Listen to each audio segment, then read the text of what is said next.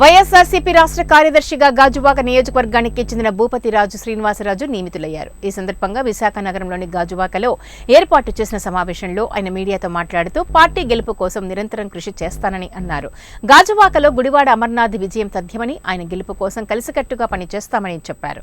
2024లో రాష్ట్రంలో మళ్లీ వైఎస్ఆర్సీపీ అధికారంలోకి తప్పకుండా వస్తుందన్న ఆశాభావాన్ని వ్యక్తం చేశారు.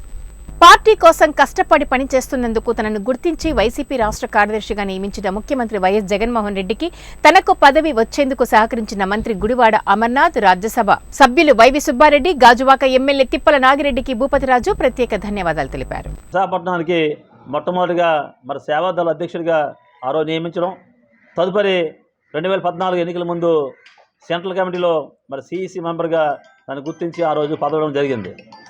ఆ రోజు ఈ రోజు వరకు ఎప్పుడు కూడా పార్టీకి విధేయుడిగా ఉంటూ పార్టీ అభివృద్ధి కోసం నిరంతరం కృషి చేశాం.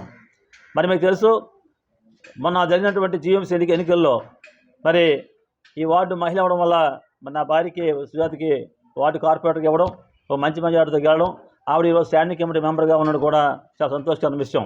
ఏదైనప్పటికీ కూడా ఈరోజు ఈ యొక్క 13 సంవత్సరాల కాలం నేను పార్టీకి చేసిన సేవలను గుర్తించి ఈరోజు జగన్మోహన్ రెడ్డి గారు మరలా నన్ను రాష్ట్ర కార్యదర్శిగా నియమించడం అనేది చాలా సంతోషకరమైన విషయం. రానున్న రోజుల్లో వైఎస్ఆర్ కాంగ్రెస్ పార్టీని